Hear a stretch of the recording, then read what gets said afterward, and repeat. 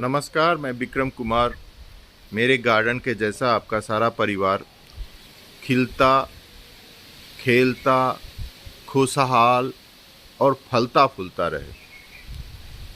हम लोग आज बात करेंगे एक सुगंधित पौधा, लतानुमा पौधा, जिसका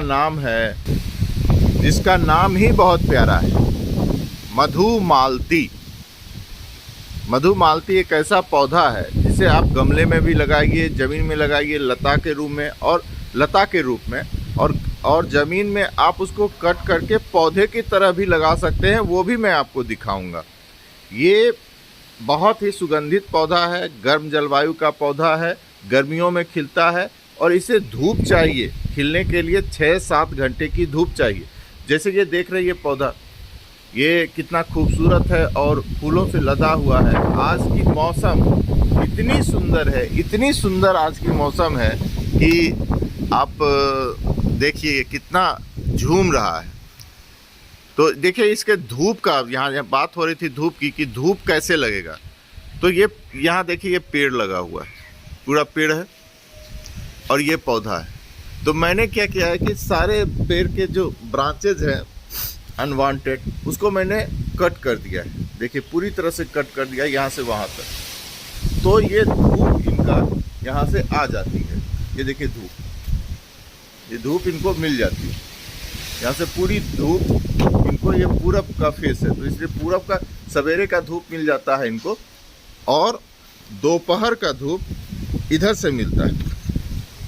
ये देखिए यहाँ से पूरा खुला है ऊपर, तो यहाँ दोपहर की धूप भी मिल जाती है। तो कड़ी धूप भी मिल जाती है और मीठी धूप भी मिल जाती है। जब तक धूप नहीं मिलेगा ये खिलेगा नहीं। इसलिए आप इस पौधे को लगाइए। ये पौधा बहुत ही सुंदर, बहुत ही प्यारा लग रहा है। वो देखिए मेरे जो पाए हैं, क्या उससे सुंदर नहीं लग रहा है? या पाए के सहारे मैंने चढ़ा दिया है, तो क्या इसकी सुंदरता, मेरे घर की सुंदरता क्या बढ़ी नहीं है? मैं थोड़ा और दूर जाता हूँ। देखिए, आप ही देखिए और आप ही कहिए।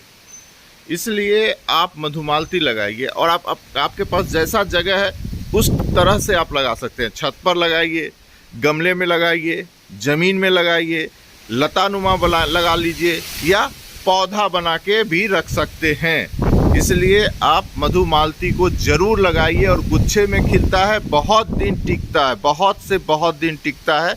यह बहुत ही अच्छा फूल वाला पौधा है, लतानुमा पौधा है। इसको लगाइए आप, और ये नॉन मेंटेनेंस, इसमें कोई मेंटेनेंस की ज़रूरत नहीं है, बस आप जितना। इसके बाद हम चलते हैं, एक पौधे के रूप में मधुमालती को बनाया गया है। देखिए ये एक पौधा के रूप में बना दिया गया है। इसका वो नेचर से बिल्कुल ही विपरीत है। ये जिस तरह मैंने पहले दिखाया था, वो नेचर के हिसाब से वो झाड़ीनुमा था, उसको सहारा दे के छत पर चढ़ाया गया था। और इसको कट करके मैंने एक पौधे के रूप में, एक फूल के पौधे के रूप में इसको रखा है। और इसमें कोई सहारा नहीं है। इसको इतनी कटिंग हुई है कि ये सारे स्टेम बहुत ही मोटे हो गए हैं और ये आपके सामने हैं। ये देखिए, कट करके इसको एक पौधे के रूप में लगाया गया है।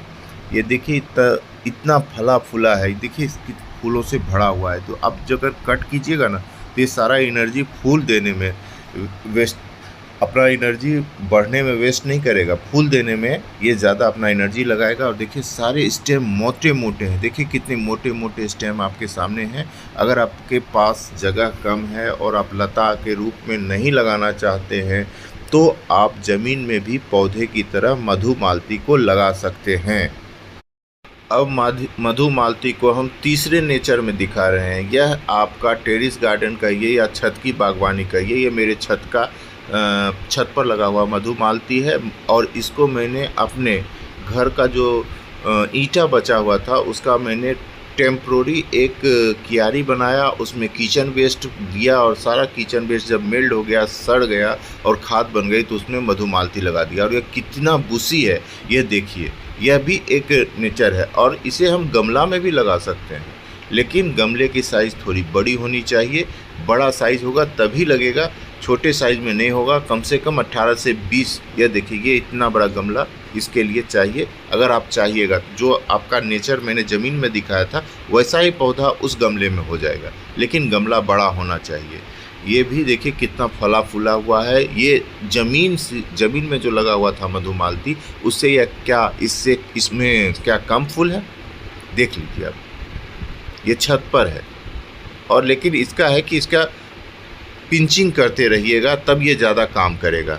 ये हम आपको पिंचिंग करके भी इसको दिखाते हैं।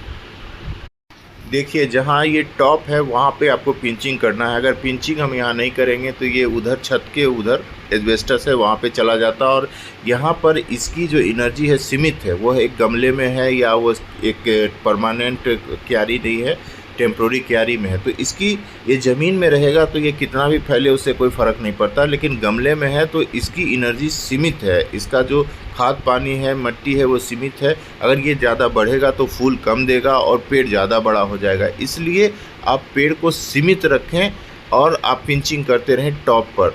और ज़मीन में भी आपको अगर जो छोटे पौधे रखने हैं तो जिस साइज़ के रखने हैं वहीं से पिंचिंग करना स्टार्ट कर दें। अगर आप पिंचिंग नहीं कीजिएगा तो इतने जो फूल देख रहे हैं, जितने फ्लावर देख रहे हैं, ये आपको नहीं मिलेगा। और ये अगर इन्फॉर्मेशन आपको अच्छा लगा तो आप लाइक और सब्सक्राइब ज़रूर कीजिए, क्योंकि मैं अंत में ही बोलता हूँ, क्योंकि शुरू में बोलना अच्छा नहीं लगता है, क्योंकि लगता है कि हमने लाइक और सब्सक्राइब के लिए ही वीडियो बनाया है। इसलिए मैं अंत में बोलता हूँ। आप लोग को अच्छा लगे तो लाइक और सब्सक्राइब ज़रूर कीजिएगा और मधुमालती को लगाइए। मधुमालती तीनों नेचर में आपको दिखाया, और मैं कभी ना कभी एक गमले में भी लगा के आप लोग को दिखाऊंगा कि मधुमालती बहुत अच्छा गमले में भी चलता है। और ये गर्मियों का है, पौधा है। आपको धूप लेकिन पूरा देना पड़ेगा। अगर आप धूप नहीं दीजिएगा तो ये नहीं खिलेगा।